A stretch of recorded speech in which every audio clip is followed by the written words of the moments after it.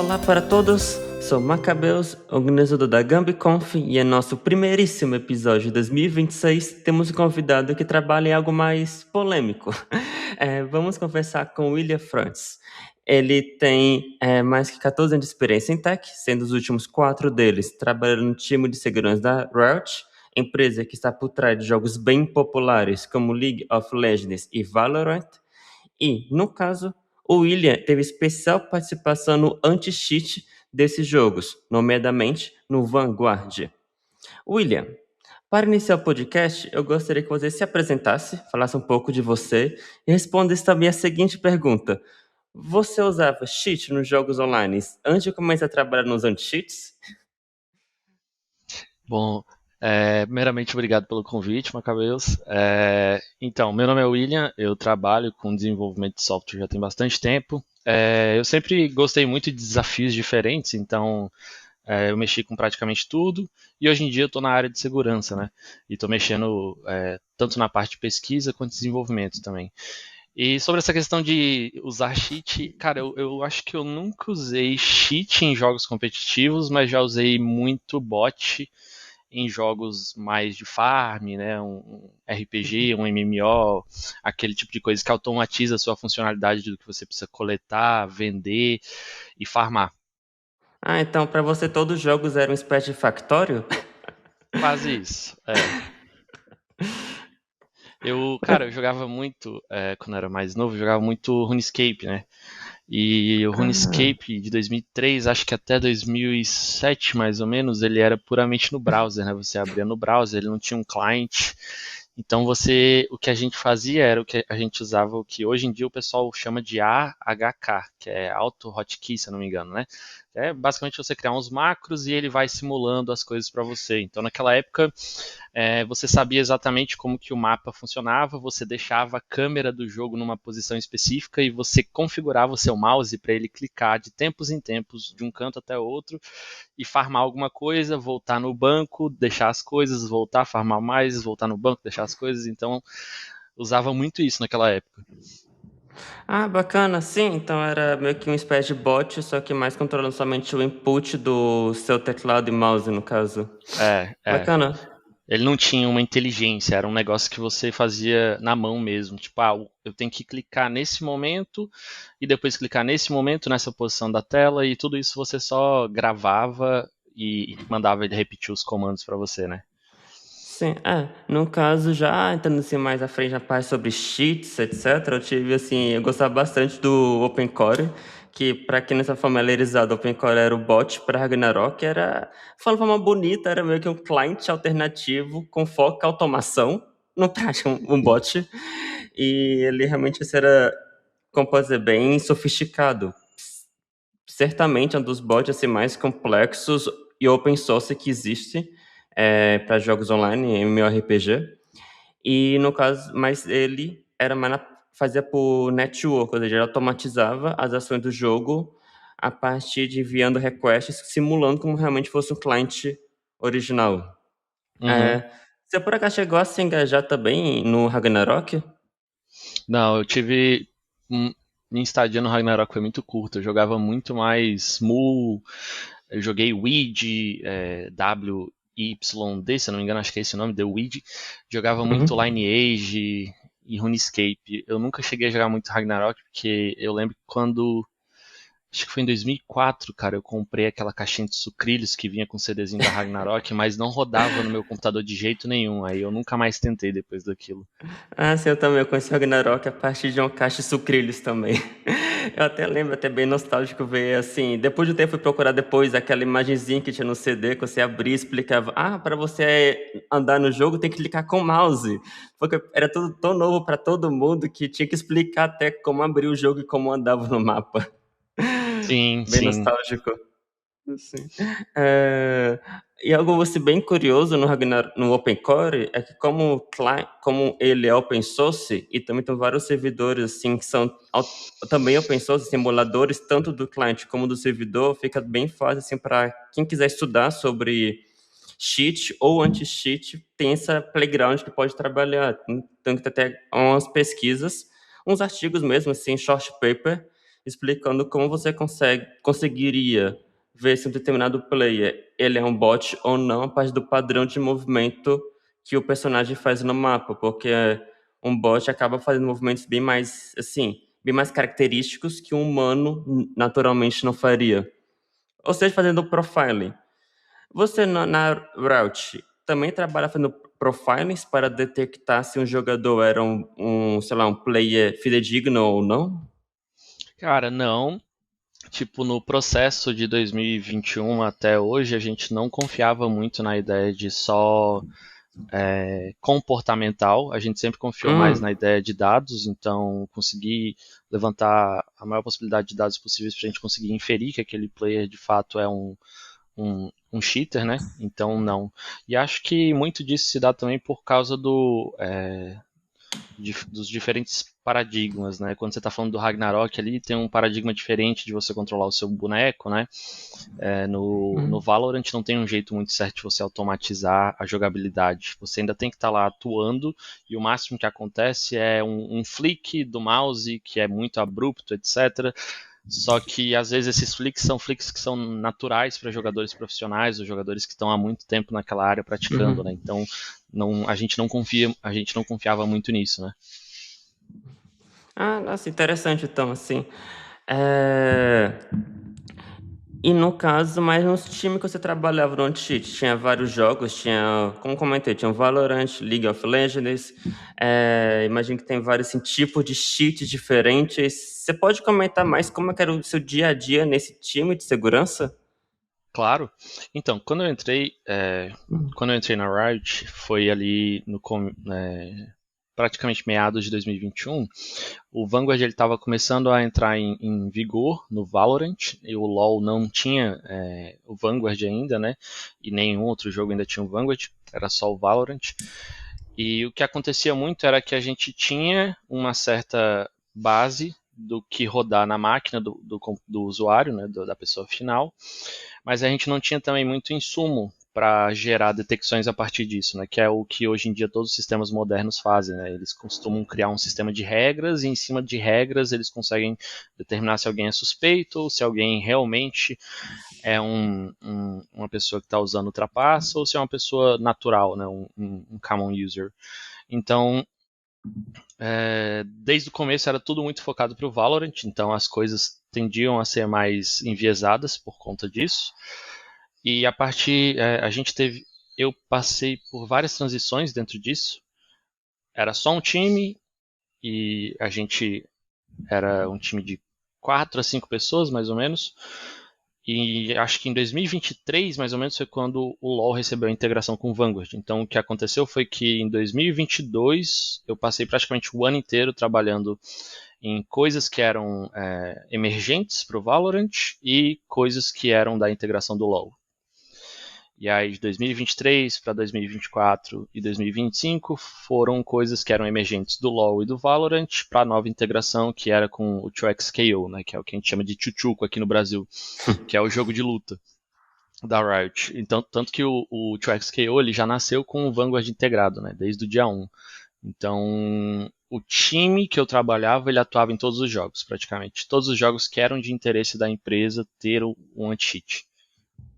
Assim, então você conseguiu pegar a transição, né? Assim, de antes ter o anti-cheat até realmente passar a ter o anti como um Vanguard em vários jogos. Sim, sim, sim. Sim. O LoL, ele tinha alguns mecanismos que eram avulsos e a partir de um certo tempo, acho que foi, se eu não me engano, foi exatamente em 2023 que rolou aquele boato de que o LoL tinha sido hackeado e vazaram várias coisas, né? Vazaram o código fonte do LoL, vazaram o código fonte do anti-cheat do LoL. E aí, a partir disso foi que o pessoal começou a apertar a deadline, né, pra gente. Não, a gente vai querer integrar com o Vanguard agora é mais interessante, tem que integrar para poder deixar mais seguro, etc. Então, foi a partir disso. Ah, então teve essa priorização, assim, mais senso de urgência por causa desse incidente e tal. Mas em situações normais, assim, sem ter esse tal incidente, como é que vocês costumavam, assim, priorizar? Tipo, tem esse cheat específico que temos que combater primeiro e não esse outro. Como é que era feitas as análises, prioridades? A gente tinha algumas categorias desde micro a macro, que é o que eu gosto de classificar, né? Então, o macro seria muita gente usando o wallhack no Valorant, por exemplo. O wallhack ele seria o macro, sabe? Tipo, o conceito de wallhack da pessoa conseguir ler memória e saber onde que os outros jogadores estão, fazer uma inferência disso e conseguir atirar pela parede, ou então já entrar abrindo o pixel já sabendo onde é que a pessoa está. Então isso seria um macro. Um micro aí seria mais tipo realmente um cheat específico que começou a bombar no mercado e todo mundo está comprando e está usando e está começando a causar dor de cabeça. E aí as grandes diferenças era que a gente sempre tinha o nosso planejamento de quarter, ele era muito focado nos macros, então como que a gente conseguia entender como é que os macros funcionavam e integrar isso no Vanguard. E o que eu chamei de emergente no começo, são os bugs ou hotfixes, era tudo relacionado aos micros. Então, tipo, Uhum.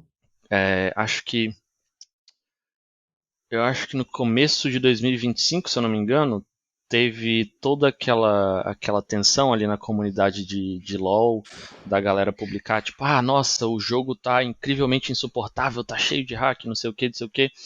Aquilo ali, a Riot, ela tem uma cultura de tirar recesso de verão, né, de summer break, no meio do ano, e o recesso de fim de ano, né? Então o que aconteceu foi que criaram um hack no final do ano, onde o pessoal tava tudo de recesso, Pô, tá acabaram com ligado? as suas férias. É, tanto que depois daquilo o pessoal falou, pronto, não vamos mais ter férias, pessoal, agora a gente vai trabalhar para. Tanto que teve um post em português lá do diretor falando, né? Pô, foi um cheat novo que surgiu aí, mas a gente já tá dando conta, mostrou todas as estatísticas, etc. Então era sempre assim, a gente tinha os nossos macros para bater e a gente tinha os emergentes que eram coisas muito específicas. E Uhum. acontecia muito, né? Porque o Brasil, querendo ou não, ele é uma área muito querida nessa questão de cheat, né? O pessoal inventa cheat para tudo, velho. Então, volta e meia, a gente precisava testar um cheat, alguma coisa específica, e isso é conhecimento, isso é uma coisa que todo mundo faz, por exemplo. Toda empresa que eu conheço faz isso. Eles vão lá, compram um cheat, testam um cheat, fazem engenharia reversa do cheat e depois aplicam essa integração e matam com aquela firma de cheat, por exemplo, né? E aí Ok. acontecia muito do pessoal vir conversar comigo, né? William, tem um cheat que a gente quer comprar, mas só aceita Pix, velho. Você pode comprar aí pra nós? Tá ligado? Então isso acontecia muito também. Entendi. É curioso, engraçado também. Falando sobre cheats, assim, teve algum assim mais bem sofisticado que você chegou a ver e, nossa, cara, esse cheat aqui é tão bonito, tão bem feito, mas eu tenho que quebrar ele. É assim, que te chamou muita atenção. É, eu tenho um em memória que não é relacionado ao Vanguard em si, né? Pode É um contar, cheat, tem é um certeza. cheat que ele foi. É um cheat que ele foi, na verdade, um caso de pesquisa, né? Tipo, o cara publicou tipo, um artigo e tudo mais sobre ele. E o primeiro artigo dele, a ideia nem era falar sobre cheat, a ideia era falar sobre esse problema que existia com a arquitetura de software, né, com a arquitetura de computadores, só que ele começou a fazer voltado no que ele sabia mais, que era cheat. Então ele Uhum. enviesou todo para cheat, né, que é o que o pessoal começou a chamar de SMM, que hoje em dia existe uma framework chamada Pluton. E o que é o SMM, né? Tipo, acho que isso talvez seja uma das perguntas que tu vai me fazer no futuro, de tipo kernel level, etc, né? Sim. Mas o que acontece? Na arquitetura de computadores, hoje em dia a gente tem o que a gente chama de user mode, né, que é o level 3. A gente tem dois levels que são ignorados, que eram levels das arquiteturas antigas de computadores. E a gente tem o level 0, que é o kernel level, e a gente ainda tem duas arquiteturas abaixo disso. A gente tem ainda o nosso modo "-1", que a gente chama de hypervisor, então todo hypervisor que roda na sua máquina.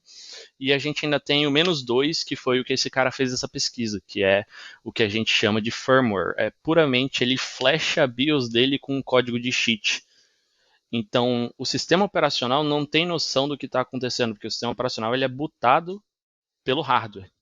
mas ele não consegue inferir nada da BIOS. Ele não consegue dizer qual é o tipo de firmware que está rodando na BIOS e se tem alguma coisa maliciosa lá. Então esse cara ele flechou a BIOS dele com um código e a partir disso ele conseguia ler memória do CS2. Acho que ele aplicou para o CS2, se eu não me engano, e ele conseguia ler memória e alterar a memória sem ninguém ter acesso a isso, sabe? Sem o sistema operacional ter acesso a isso, sem nenhum mecanismo do Windows ter acesso a isso, né? Porque existem vários mecanismos do Windows que são feitos para proteção, para garantir que você não está tendo um bootkit na sua máquina, um rootkit na sua máquina. E aí, esse é um dos que eu mais admiro, que saíram até hoje. Entendi, dá pra ver, realmente vai ser bem sofisticado, assim, uma obra-prima. Assim, bem interessante. E também sobre esses cheats bem sofisticados que abre a sua mente, quando você pensa, poxa, isso não era, não sabia que isso era possível. Eu tava vendo uma palestra do Júlio Della Frora, que inclusive, Júlio, se você quiser apresentar aqui no podcast, por favor, manda em contato, eu quero ter você aqui também.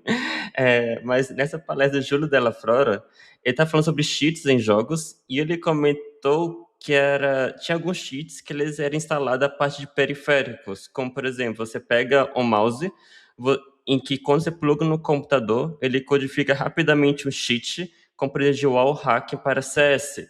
Novamente, CS sendo a vítima aqui. Ou É, seja, meio que um espécie de rubber duck, mas com seu periférico que você quer instalar no seu sistema. E sim. potencialmente, assim, participantes de torneios poderiam levar esses periféricos dele para trapacear em uma competição. É, por acaso, chegou a trabalhar, ter alguma experiência de anti-cheat, mas nesse cenário assim, competitivo, ou evitar, sei lá, que o cara pluga um mouse que vai fazer alguma maracutaia?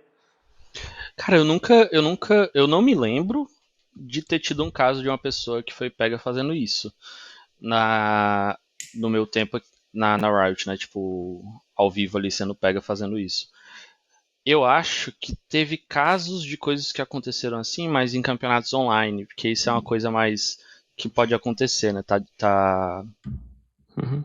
Tá mais suscetível a acontecer, mas com campeonatos on stage mesmo, ao vivo e a cores ali, eu nunca vi. Eu não me lembro, pelo menos. Mas essa questão, ela é dividida também em duas categorias, né? Tipo, você tem tanto essa parte de plugar mouse, plugar teclado, ou então plugar no seu monitor e você tem um driver ali que está rodando e você consegue acessar a memória ou fazer alguma coisa em cima disso. E você tem também o que o pessoal estava usando dos PCI Express também para abusar, que aí é um pouco mais invasivo ainda, né? Esse eu não conheço, como que era, desse PC Express. Então, o do mouse, na maioria das vezes, o pessoal usava para conseguir, sei lá, simular cliques e a partir disso ele conseguia fazer um aimbot, né? Para que você. Uhum. É, eu, eu acho que eu fiz um material sobre isso uma vez lá no meu Twitter também, que era como que eu faço para ler não ler memória, ou seja, eu não estou invadindo o processo. Esse é um primeiro ponto para um anti-cheat, eu não estou invadindo o anti-cheat, então já fica um negócio meio esquisito para eles. E como que eu faço para gerar um aimbot sem estar lendo memória? Ou seja, o que eu fazia era, tipo, eu ficava tirando o screenshot da tela constantemente, e aí eu rodava no meu Arduino uma detecção e simulava cliques, tá ligado? Ah, sim, entendi. E aí esse Arduino, o meu mouse plugava nele e o meu Arduino plugava no input do mouse.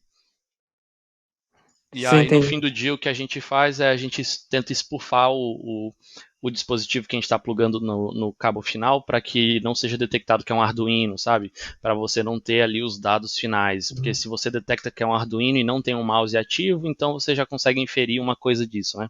Uhum. E o do PCI Express, o que acontece é porque antigamente Antigamente era muito comum o computador ele passar por I/O blocking, porque você tinha só o processador e o processador ficava batendo na memória RAM para processar a coisa e para garantir que os processos estavam rodando, mas quando você, sei lá, dava um input em alguma coisa, esse input de hardware ele precisava passar pelo processador e o processador precisava blocar o processo que estava rodando para gerenciar a memória. E aí, com o passar do tempo, o pessoal criou um barramento de acesso de memória direto, né, que é o que o pessoal chama de DMA, Direct Memory Uhum. Access. E aí o do PCI Express é mais bizarro porque você pluga o PCI Express na sua máquina e você consegue acessar a memória direto. Então você consegue ter a memória virtualizada de um processo e brincar com ela, né? Então é isso. Entendi. Ah, bem sofisticado. Depois vou colocar É, também os links das referências, como da sua thread no Twitter, do que estamos falando na descrição do vídeo para quem quiser se aprofundar mais sobre essa parada. E só ainda falando aqui sobre cheats e tal, teve algum caso assim que a Riot recrutou alguém, seja quem faz esse cheat ou modder, só porque esse cara fez um trabalho tão fenomenal que queriam ter no time, assim? teve sim, teve. Se eu não me engano, tem uma pessoa muito conhecida na comunidade de Valorant que no Twitter dele ele é conhecido como GamerDoc, né? Ele é a pessoa que posta tanto as questões de segurança da Riot, né? Quanto também as questões de meme, né? Tipo, se tu abrir o YouTube dele, tu vai ver lá, tipo, YouTubers que foram banidos em live, cheatando, e aí os caras estão chorando, tá ligado? Ele faz compilações disso e posta no YouTube dele. O GamerDoc, se eu não me engano, ele era um pro player de COD, se eu não me engano, eu não me lembro agora. E aí ele saiu disso e começou a fazer muita análise de cheat, etc., e foi contratado pela Riot. Teve outra pessoa também que ela fazia muito análise de cheat, então ela fazia os write-ups, né, como se fosse um capture the flag. Ele faz lá um escrita de um artigo dizendo o que ele descobriu sobre um negócio que ele estava pesquisando. E aí esse cara ele fez essa pesquisa sobre como que funcionava o gerenciamento de shadow memories, né, shadow pages do Vanguard.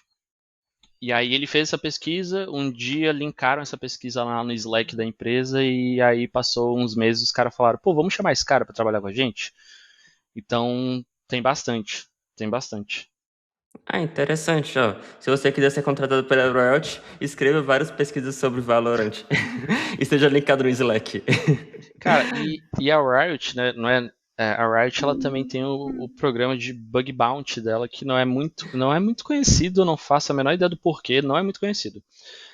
Mas sempre que eu falo, o pessoal fica surpreso, né? A Riot ela oferece até US$ 100.000, se eu não me engano, Opa! para cada categoria de bug Sim. bounty que você conseguir encontrar no Vanguard. Porque o Hum. Vanguard, querendo ou não, ele é um programa de alto risco, né? Sim. Então, se você encontrar algum problema lá que você categorize como problema severo, você pode ganhar uma grana nesse programa de bug bounty, né? Ah, bem bacana isso, é bom saber. Eu já vi algumas pessoas também comentando bastante sobre programas de bug bounty, seja no Facebook ou em várias empresas, depois faz o reporte e ganha recompensa. É uma boa. Essa é a primeira porta de entrada, né? Porque se você não tem um programa de bug bounty e você tenta fazer isso, você acaba sendo processado, né? Uhum. Então, ou você anda pelo caminho de fazer pesquisa, que nem essas pessoas fazem, né? Tipo, fazem pesquisas e postam somente um texto técnico, mas não que expõe informações Uhum. sensíveis para você não levar processo, ou então você vai pelo programa de bug bounty, né? Que também é uma alternativa. Sim, depois fica até bom no seu currículo, porque você fala, consegui esse bug bounty, coloca lá o link, é tipo como você conseguir encontrar uma falha de segurança e você está lá com seu nome linkado naquele reporte daquela falha. Sim, sim. Sim. Só que falando mais sobre mods e tal, não falando só sobre X, mas expandindo um pouco o escopo, tem várias sim, tem todo um espectro, pelo menos na minha visão. Temos os mods que são legítimos só para modificar alguma coisa na UI, alguma coisa cosméticas, por exemplo. Já temos mais a zona cinza, que são como, por exemplo, servidores privados que podem ser úteis, por exemplo, para alguma competição local ou você quer testar alguma build do personagem, você pode subir um servidor local só para você poder usar como playground. Mas está na zona cinza, e também temos já o outro extremo, que são barrados pelo anti-cheat, como, por exemplo, os bots ou as coisas como conseguir ver atrás da parede no jogo de tiro. Como você poderia traçar uma linha de até onde pode mexer e brincar no jogo e até onde já tem que ser barrado e é proibido? É, nossa, eu acho é complicado falar, porque, tipo assim, é totalmente visão pessoal. Eu acho que se você tá num jogo que é competitivo, eu acho que a tolerância é muito menor. Uhum. Mas se você tá num jogo que é um MMORPG, que é um Ragnarok da vida, eu já acho que a tolerância é um pouquinho maior, sabe? Tipo, às vezes Uhum, você. Mas isso, mais uma vez, é uma visão totalmente pessoal. Eu acho que, tipo assim, uhum. você tá botando um certo esforço num. Vamos dizer assim, no Path of Exile, o novo que saiu. Tá botando um certo esforço ali. Só que tu é CLT, irmão, tá ligado? E aí tem uma criança de 12 anos de férias, mano, que o cara tá dando a vida, tá ligado? Então eu acho que não tem problema você botar um botzinho ali pra farmar, tá ligado? Tipo, você tá garantindo a competitividade, sei lá, não sei. Eu acho isso complicado, complicado. Sim, Porque senão, se você tira os bots, né? É, acho que tava conversando com o Iano sobre isso, né? Que eu acho que até dei minha opinião pra ele. Se você tira certos bots do Ragnarok, por exemplo, tu tá meio que matando o jogo também, porque a galera que é CLT vai meio que parar de jogar também, né? sim, Tipo, eles não vão passar o dia todo lá farmando, eles vão dar uma cortada no jogo. tinha um amigo meu que ele até falava que o Open Core, o bot para Ragnarok, meio que corrigiu o problema do game design do jogo. Assim, era já assim, é bem interessante isso, assim, mas sim, realmente a economia do servidor meio que já presume que vai ter bot, basicamente. É, Sim. Abrindo aqui o gancho, teve uma época que eu jogava bastante Icaria. Icaria é um jogo multipágina no browser mesmo, parecido com Tribal Wars ou Travia. Ou seja, realmente é um jogo multipáginas, não era como no RuneScape, que era um Java applet.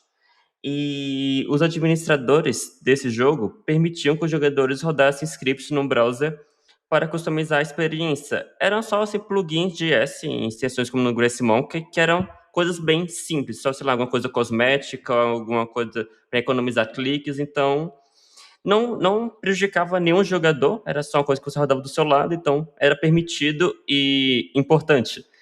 No fórum oficial do jogo, os administradores sugeriam algumas extensões, como a lista de extensões recomendadas pela gente.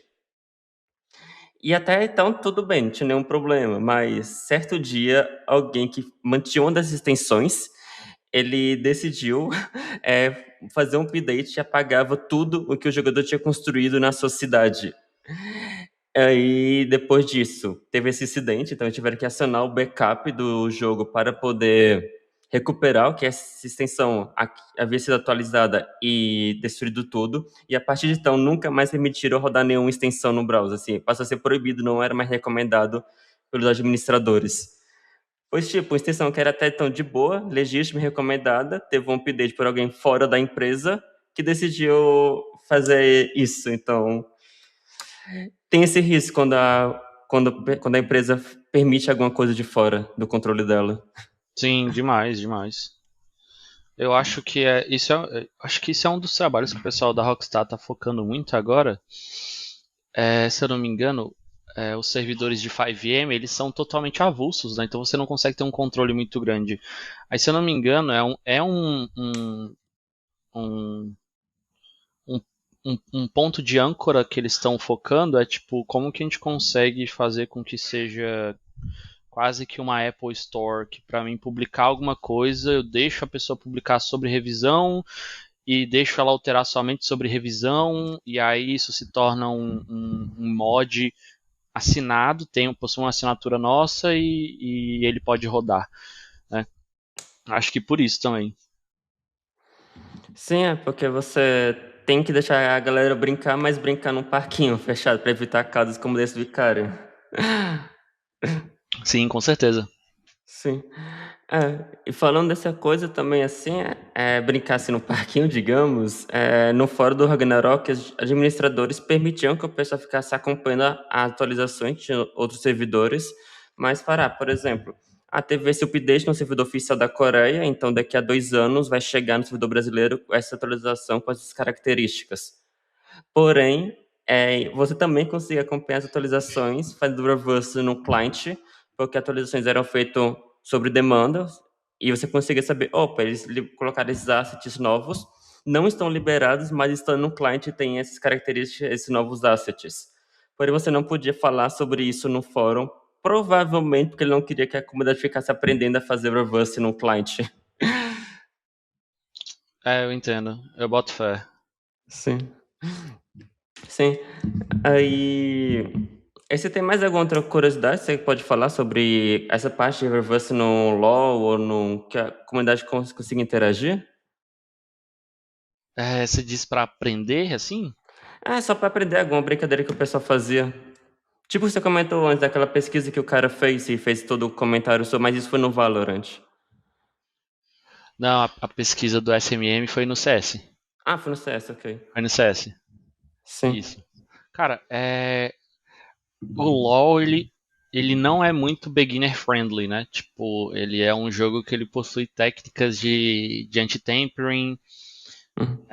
packing, loader, todo tipo de técnica que faz com que você não consiga fazer análise estática e nem análise dinâmica, né? Então, se você Uhum. tenta abrir o AIDA Pro, acho que é o AIDA Pro que tu usa, né, também? Ou não? Eu cheguei a usar o AIDA Pro, mas também tem aquele outro Grida que eu também cheguei a usar. Tanto eu não sei se é Ghidra ou se é G-Hydra, eu nunca sei o Cara, nome eu desse falo negócio. Grida, porque é um É, nome ruim de pronunciar mesmo. eu não sei se esse software da NSA ou o AIDA, você não consegue fazer análise estática porque o código ele vem totalmente cagado, tá ligado? Tipo, vem muitas camadas de. Primeiro que você não consegue acessar o código da seção de código executável mesmo, porque ela vem totalmente package, que a gente chama, né? Tipo, Sim. empacotada.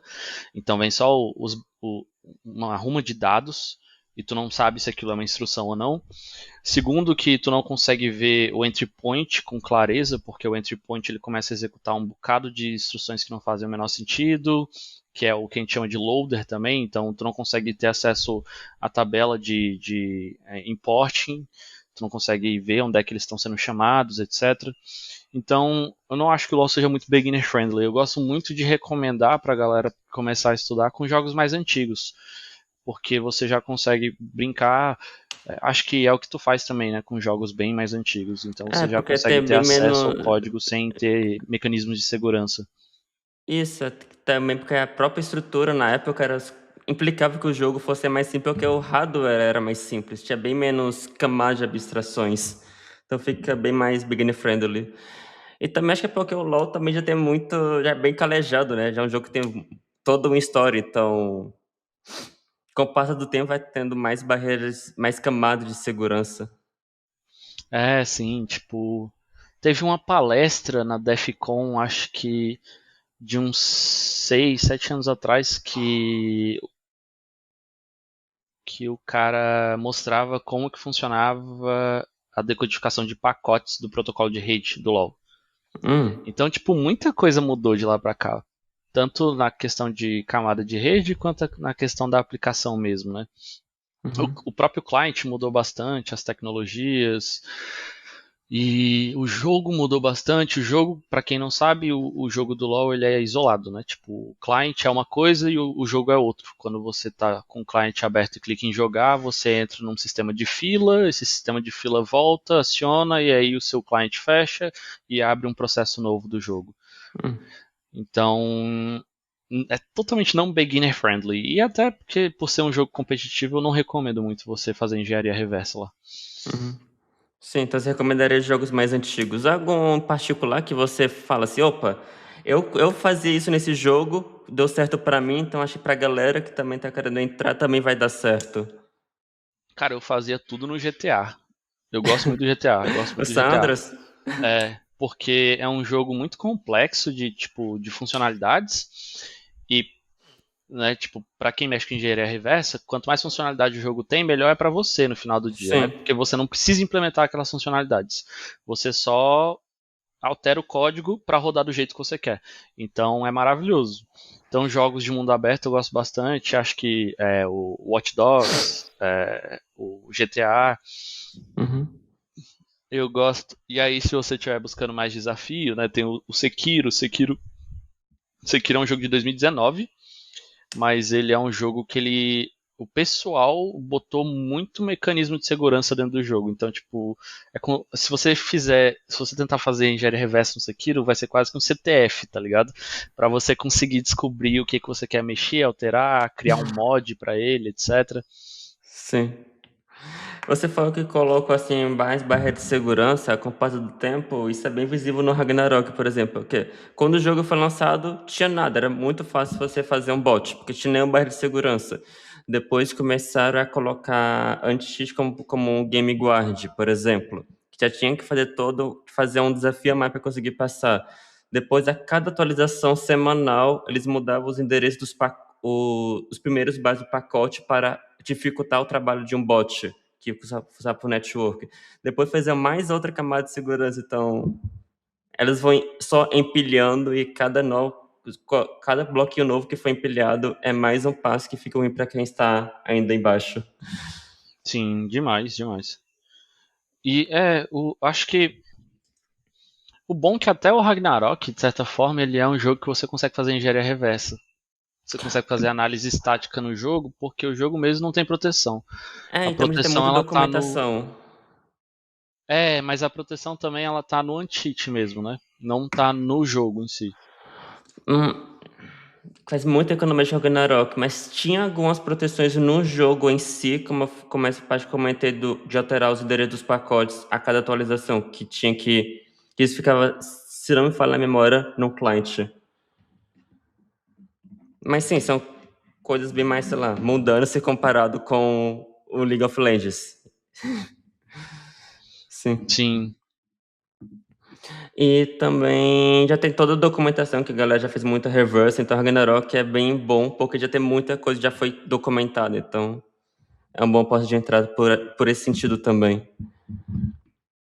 E o GTA, eu também imagino que também tem muita coisa documentada, já é um jogo bem antigo e tal. cara, e GTA é um dos jogos que mais possui mod, né? Se eu não me engano. Então o pessoal tem uma documentação sobre os endereços de tudo. Só que esses endereços normalmente eles são relacionados à primeira versão do GTA que não tinha SLR, né? Ou seja, randomização de memória. Hum. Só que os offsets eles ainda são verdadeiros. Então, se tu encontrar o endereço de algo no GTA de hoje e mudar só o offset, tu encontra aquele negócio que tu tá procurando, tá ligado?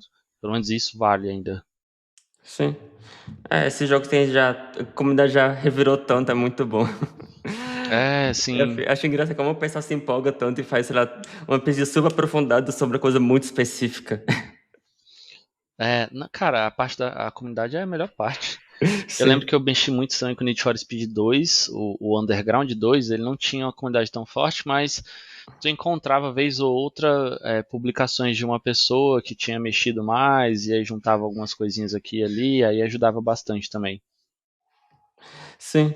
É, agora só vamos seguir adiante e falar de uma questão mais delicada, que já deu spoiler antes. Deixa eu só É, ligar a luz aqui. claro, tá ficando muito escuro aí. Cara, Fortaleza, né, cara? Tá dando 5 horas da tarde e já tá escurecendo. Sim, é engraçado isso, ainda mais também horário de verão, horário de inverno, a gente maluco com o sol se pondo em horários bem diferentes. Mas só passando com essas mais delicadas, que até tinha dado um pouco de spoiler mais cedo, que é, bem, o Vanguard executa a nível de kernel, isso também acaba sendo bem controverso, né? Que tem vários comentários na Steam de vários jogos que tem anti-cheat, e a pessoa comenta negativo não por causa do jogo, mas por causa do anti-cheat que aquele jogo executa. E também, também os jogadores também costumam ficar preocupados com a privacidade. Ou também do próprio anti-cheat bichar o computador por alguma coisa que ele acaba executando e tá é um efeito colateral. Só para dar dois exemplos aqui de outros programas que também já deu problema nesse sentido. Um exemplo que eu encontrei foi num da Sony para forçar DRM, então nem era anti-cheat, mas era para forçar DRM, que tinha um Extended Copy Protection, que ele rodava a nível de kernel e escondia do usuário qualquer processo que começava com dólar, sys, dólar. O que era muito fácil de ser abusado por malwares, pois bastava ele, um malware trocar o nome do processo dele e ele ficava escondido em qualquer computador que tivesse esse DRM da Sony. Um outro exemplo que eu também encontrei é que tinha vulnerabilidade no anti-cheat do Gage Impact, em que havia uma falha no controle de entrada e saída do driver, que era instalado por ele, permitir que qualquer processo em user mode rodasse código a nível de kernel a partir desse driver que tinha uma falha de codificação. Aí, da sua perspectiva, como engenheiro de anti-cheat, você pode explicar melhor por qual razão o Vanguard precisa ter esse nível de acesso? Cara, eu posso tentar. Posso Claro. tentar. É, quando isso foi uma decisão de parcialmente de negócio, né? Por que eu digo parcialmente de negócio? Quando o Valorant nasceu, o Valorant ele já nasceu com as estatísticas de que o LoL tinha dado certo, né? O que, que é dar certo? Existem vários eventos, tanto online quanto on stage, né? Tipo ao vivo, presenciais. E o Uhum. pessoal já nasceu o Valorant com a ideia de que ia fazer a mesma coisa, só que com uma ideia um pouquinho mais além, que era como que a gente consegue fazer com que o jogo seja tão competitivo que a gente vai conseguir formar novos talentos de uma forma mais fácil e intuitiva. Para você fazer isso, você não pode ter tanto script que nem tinha no LoL, né? Então, tipo, ou então tanto cheat como tem no CS, por exemplo. Então, o pessoal queria muito já botar um anti-cheat e garantir. Foi meio que uma otimização muito precoce. Eles já queriam muito que o Valorant nascesse com essa segurança. Tanto para os torneios que fossem vir, seja online ou físicos, né? Quanto também para essa questão, acho que depois de 3 anos, o Valorant implementou uma funcionalidade lá que eles chamam de Premiere, que é o Premiere você consegue competir online com um grupo de amigos seus e a partir disso você consegue concorrer a participar, virar pro player ou não, alguma coisa assim, eu não estou ligado agora direito. E então o Vanguard ele foi planejado em cima disso tudo, da ideia de ter um cenário muito forte e competitivo, né? E os primeiros anos, até hoje ainda, acho que eu pesquisei esses dias, ainda tá muito forte. Tipo, você vê ali 24 milhões de pessoas jogando o jogo, tá ligado? Mundialmente. Isso a gente tava falando sem ter a China no negócio ainda, porque o Valorant ele não tinha sido lançado na China, né? Ele foi lançado só do resto do mundo. Só que os servidores eram específicos ainda. Você tinha um servidor asiático que rodava em alguns territórios da licença China, o servidor europeu, o servidor americano e o servidor Latam, se eu não me engano. É isso. Então, a ideia era construir um mecanismo de segurança que fosse muito mais voltado para, que nem eu comentei no começo, né? Tipo, inferências com dados seguros, né? Então, como é que a gente consegue inferir que uma pessoa é suspeita ou não com base nas coisas que a gente consegue ter acesso? Só que isso o pessoal confunde muito, né? Tipo, o pessoal sempre fica assim, caramba, eu não sei se no Brasil tem tanto isso, mas lá nos Estados Unidos o pessoal tem uma pira muito grande que é tipo assim, cara, a Riot é da Tencent, então o Vanguard é um spyware chinês. Ele tá aqui vendendo nossos dados por algum motivo. Só que o Vanguard ele nunca teve acesso a dados internos, tá ligado? O Vanguard ele é somente uma casca. Isso todo mundo, toda a comunidade técnica já sabe disso, porque isso já foi publicado várias vezes no Unknown Sheets, né? Não sei se você conhece esse site, mas o pessoal fica fazendo engenharia reversa do Vanguard e publicando lá, né? E aí o Vanguard em si ele é só uma casquinha que ele faz o que a gente chama de SSDT hooking, praticamente, né? E alguns outros mecanismos de hooking ao redor das APIs internas do Windows, para que tudo que seja chamado passe por lá e a gente consiga determinar se aquilo é suspeito ou não e levantar aquilo para cima, ou seja, tipo, jogar para um processamento de dados para conseguir determinar no futuro se a pessoa está inicializando um Arduino, se a pessoa está fazendo uma chamada de um processo externo dentro do processo do Valorant, que não é para fazer, entendeu? Se a pessoa está tentando ler um endereço de memória que existe dentro do Valorant, que não é para ela fazer, se a pessoa está tentando mapear um endereço de memória dentro do Valorant, que não é para ela fazer, porque tem muita gente que faz ainda cheat interno, que a gente costuma dizer, né, que é você faz o malloc dentro do processo, né, você gera memória dentro do processo, e aí você injeta código nesse espaço de memória que você criou e você dá um jump de algum território para esse seu código e você consegue executar o seu código, né? O seu Uhum. código malicioso. Então, tudo que o Vanguard faz com essa casquinha do kernel é basicamente só, tipo, garantir que nada vai afetar o Valorant, entendeu? A grosso nível falando, nada vai tocar no Valorant a não ser que a gente deixe tocar no Valorant. Uhum. E isso pode acontecer por alguns motivos. A pessoa pode ter um antivírus, pode ter alguma coisa que a gente já conhece, ou então alguma coisa nativa do Windows que queira mexer e tem costume de mexer em todos os processos, a gente tem que deixar ele mexer no Valorant. Então, é mais isso. Mas o Vanguard ele não faz nenhum processamento pesado a nível de kernel. Até porque se fizesse, isso ia inferir na otimização do jogo ficar mais pior ainda, né? Uhum. Sim, entendi. Mas um efeito colateral disso é que acaba não conseguindo rodar o jogo no Linux. O jogo em si conseguiria rodar no Linux, porém, como depende do anti-cheat, acaba não ficando possível. Cara, existem anti-cheats para Linux também, se eu não me engano. Tipo, Uhum, existe uma maneira de você manipular tanto o uhum, Mac também, quanto o uhum, Linux, consoles também. O Vanguard, por exemplo, ele roda em console e mobile, né? Então, se tu parar para pensar, mobile, ele é um Linux, se for um sim, Android, né? Então, sim. você consegue rodar um anti-cheat ali. Acho que é mais questão de decisão mesmo, tipo, decisão de negócio. O pessoal desistiu de suportar o Linux e manteve o OS X, porque o OS X ele possui segurança nativa, tá ligado?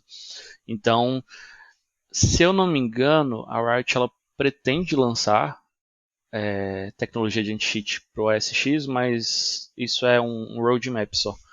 E no Linux deixou de fora, sim. No Linux eu digo, no Linux não Sim, sim. mobile, sim. Sim. Acredito que sim. Eu Ok. não sei mais desses planos. Tudo bem. Mas enquanto eu tava preparando o roteiro e tal, eu tava falando com o Lucas Tesk e ele, segundo as palavras dele, ele disse que anti-cheat com kernel mode é skill issue de path detection. Como você rebateria essa afirmação do Lucas Tesk?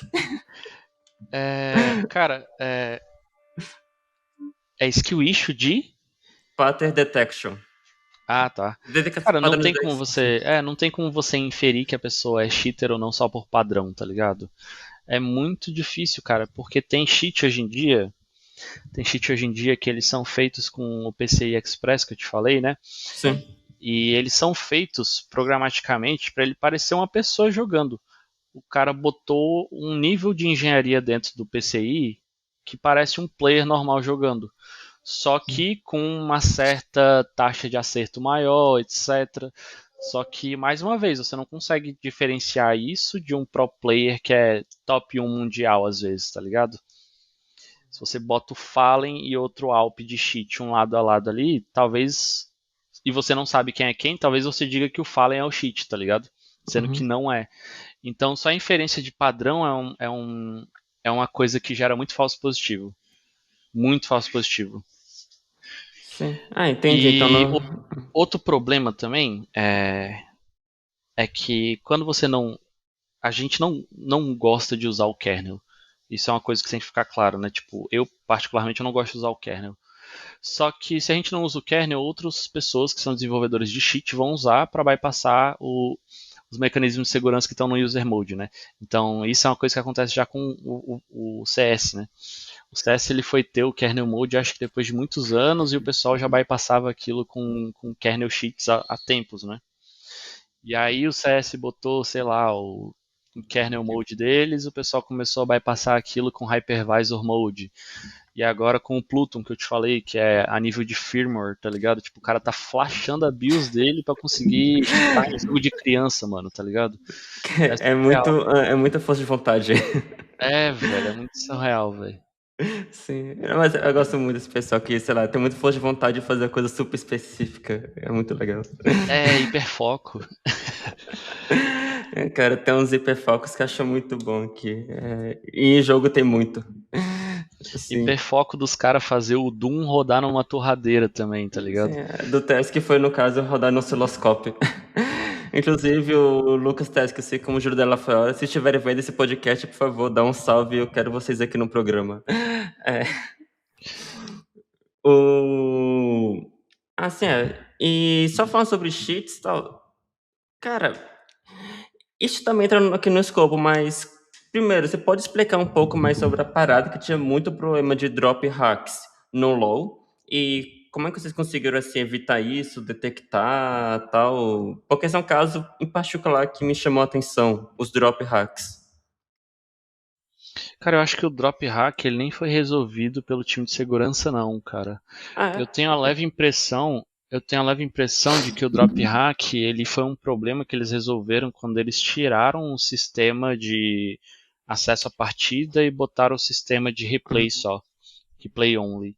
uhum. E fora isso, Ah, você pode só explicar o que é drop hack? Porque eu não expliquei, acho que o galera que não é muito lauzeiro não vai tá, manjar. eu posso explicar. Sim. Drop hack nada mais é do que você ficar baldeando a conexão do cara e fazer com que ela crashe. Ou então existem outros tipos de drop hack para fazer com que você tire a pessoa da partida e ela não consiga mais jogar, e aí você vai lá e faz o que você Uhum, quiser com ela. Tem um exemplo que ele não é de DDoS, que vem da Rockstar. A Rockstar, eu não sei se vocês sabem, mas ela roda os sistemas do GTA V Online tudo em peer-to-peer. Então, o que que isso significa? Você não tem um servidor autorativo ali no meio, né, para gerenciar as conexões.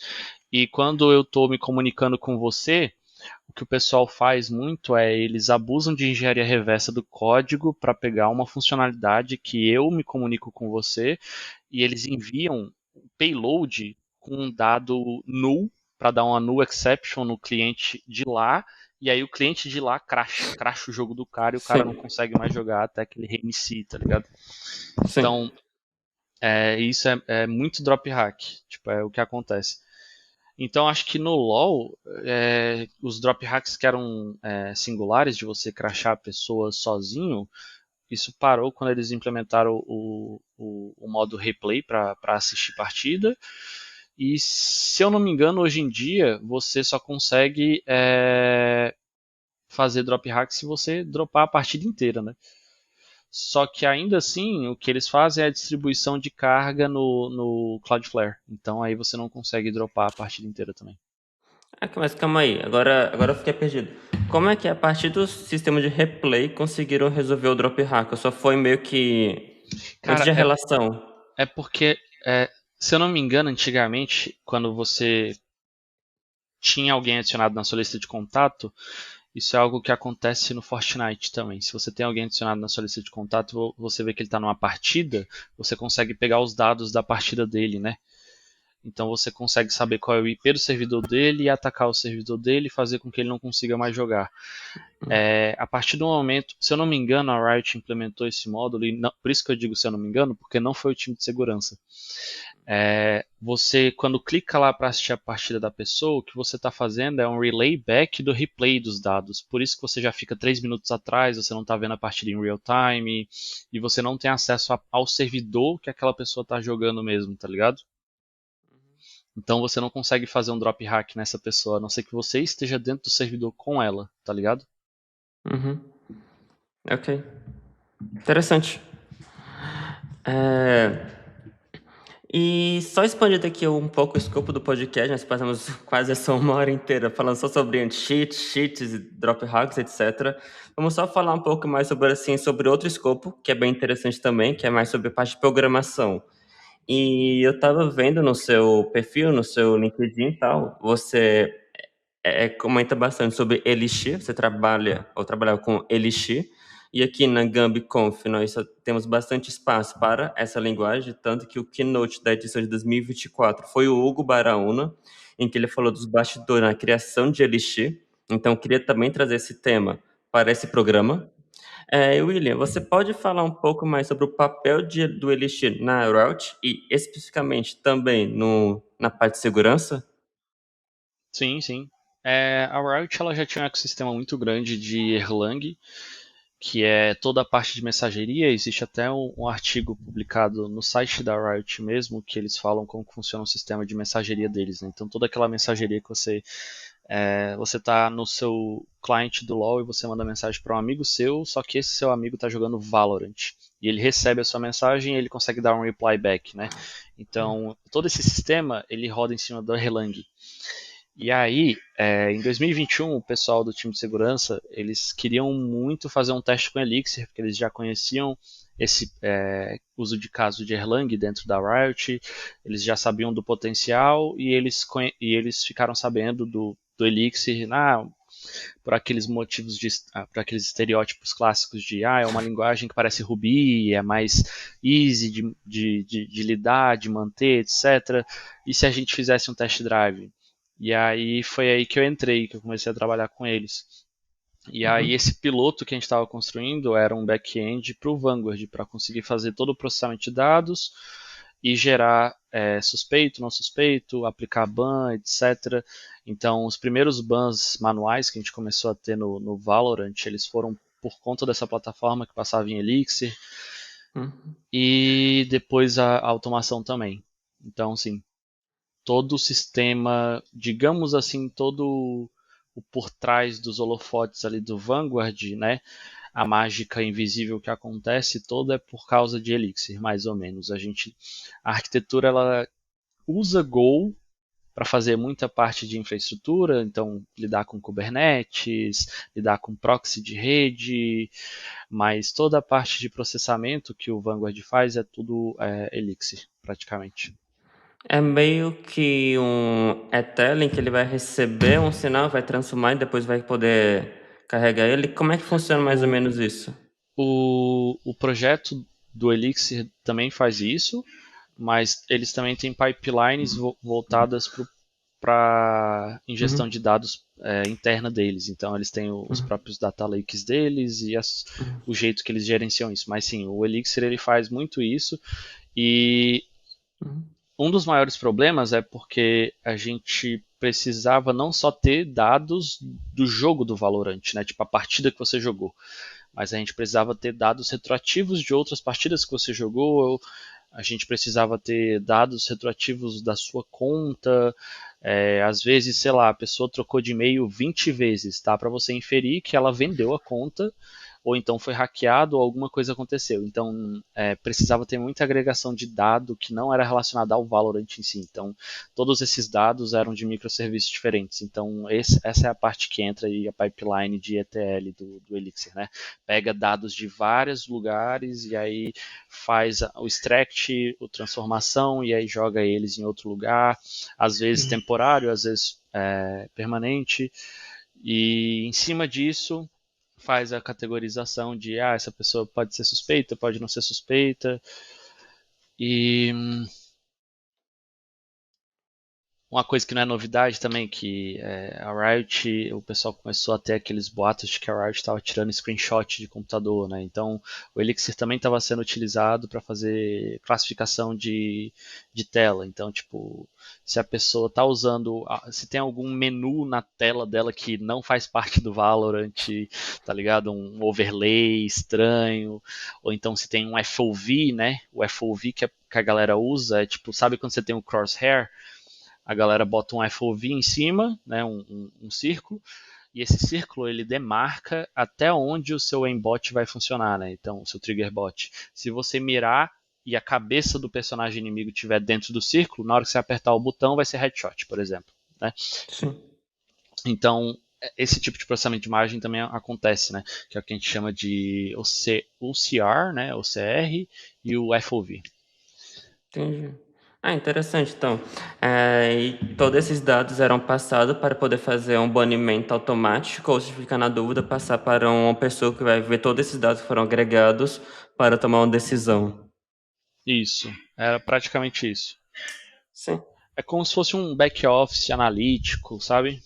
Mas que também tinha ali a sua autonomia para dizer se era suspeito, não suspeito, fazer bans automáticos, etc. Uhum. Sim. E já expandindo mais ainda o escopo aqui da conversa, vamos poder falar sobre o mercado de jogos. Você chegou a comentar também um pouco sobre isso. Que no Valorant foi um jogo novo, então nós queríamos copiar o sucesso que foi do LoL, então tornar um jogo mais competitivo ainda. Você falou de outras empresas também, como da Rockstar também. É, Você chegou a conhecer e conversar com as outras pessoas das outras empresas para poder trocar ideia e que poderia trazer aqui pra gente? Cara, eu tenho Eu tenho alguns contextos da Rockstar e contextos da EA, né? Quando teve o lançamento do Battlefield 6, eles Uhum. fizeram uma coisa muito semelhante, né? Um kernel anti-cheat, etc. Acho que o pessoal do Rust também, que é a Facepunch. Então, eu Durante o lembro jogo. o Rust o jogo, isso, o Rust o jogo, bem Sim. lembrado. E teve até uma coisa engraçada do BF6, né? Que quando o BF6 lançou, se eu não me engano, acho que na primeira semana, o pessoal que estava tentando jogar, eles recebiam um aviso lá, né? Detectamos aqui que você tem um sistema que a gente não suporta, por favor, delete. E aí o nome era Vanguard. E Era, foi bem aí pessoal com vocês.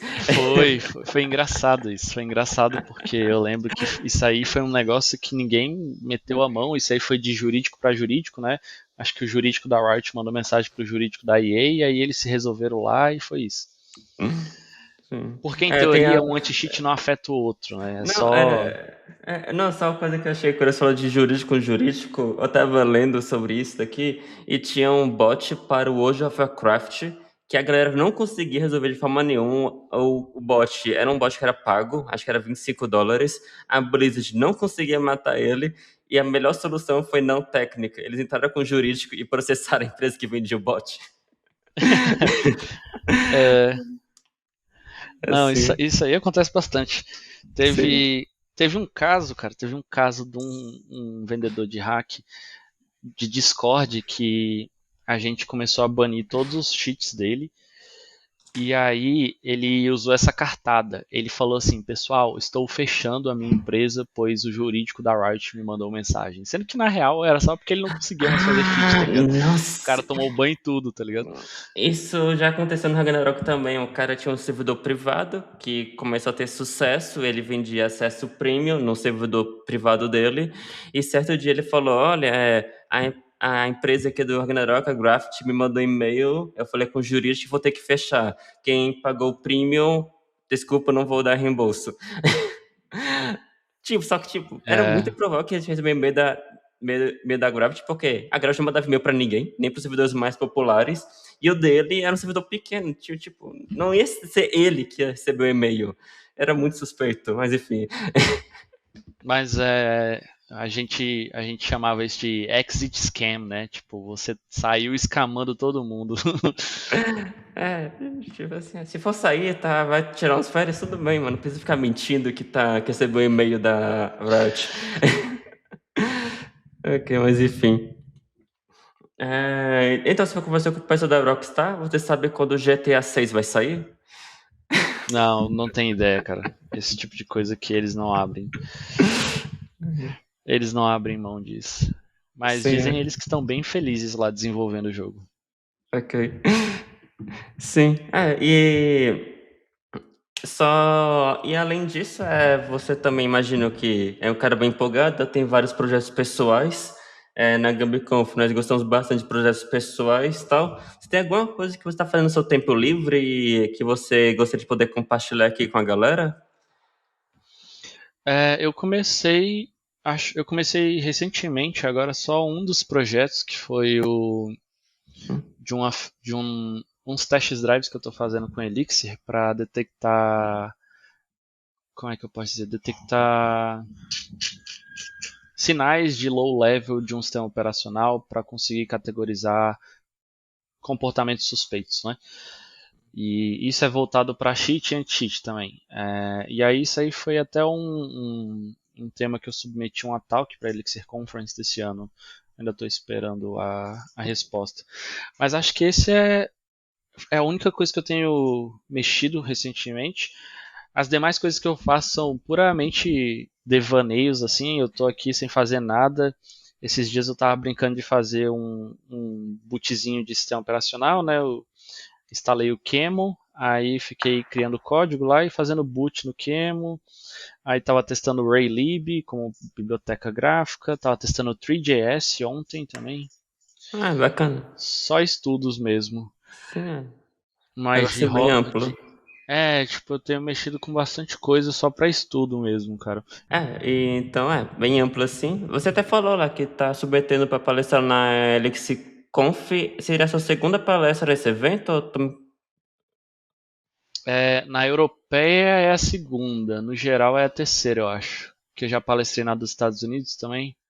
Ah, bacana. E seria. Já pode falar. Ah, sim, é. No, teve também um em Fortaleza, não foi um evento de lixo. Você chegou a colar lá, por acaso? Só curiosidade. Sim, sim, sim. O que o Adolfo e o Joel estavam na Sim, frente, é. eu Uhum. palestrei aqui, sim. Ah, bacana, sim. É, o seu Joel é bem empolgado, né? Ele basicamente mantinha a comunidade de lixo no Brasil por um tempo. Sim, sim. Sim. E aí foi. Cara, mas nesses eventos assim internacionais de Elixir eu palestrei em alguns já. Eu, Uhum. eu costumava ser mais ativo antigamente. Tem algum que, assim, que você tem bastante orgulho e você gostaria de poder falar pessoal para poder linkar aqui nas recomendações do vídeo depois? Sua palestra, assim, que você mais tem orgulho. Eu posso dar uma olhada aqui depois pra te mandar. Eu devo ter, acho que a de Fortaleza foi bem legal, a de Fortaleza. Eu falei sobre Live View, se eu não me engano, que é o mecanismo de WebSocket, né, para você fazer full stack, né, tanto front-end quanto back-end integrado com WebSocket. E é usando Phoenix no Elixir. Então, é bem legal. Sim, ok. Então eu vou linkar aqui para caso vocês queiram continuar podendo escutar o William falar. Você pode ver também o vídeo dele que eu vou linkar aqui na descrição do vídeo dessa palestra que ele fez em Fortaleza, minha terra natal, inclusive. Também sou de Fortaleza. Sou cearense. E então é isso, William. Você quer fazer algum desfecho, alguma consideração final aqui? Cara, queria agradecer muito pelo convite e espero que o pessoal goste bastante. E Vai eu tô gostar sempre sim. ativo, eu tô sempre ativo lá no Twitter, sempre disposto a tocar ideia também. Eu acho que as minhas DMs elas estão fechadas, mas é porque eu tava recebendo muita mensagem de bot, cara. Ah, sim, tem que colocar Aí eu um acabei vanguard aí fechando. no Twitter pra estar com É, muito bot. mas se quiser interagir comigo, pode só me marcar, dar um reply em alguma coisa minha. E é isso. Muito obrigado. Você Ok, pode eu que deixar, você deixa agradeço. linkado aí, né, o Twitter. Sim, vou deixar aqui linkado suas redes sociais, a sua palestra, as referências que também foram mencionadas aqui no programa, também vou deixar aqui linkado. E então, é isso. Muito obrigado, William, pelo seu tempo Obrigado e a por você, meu trazer esse querido. conteúdo. Valeu.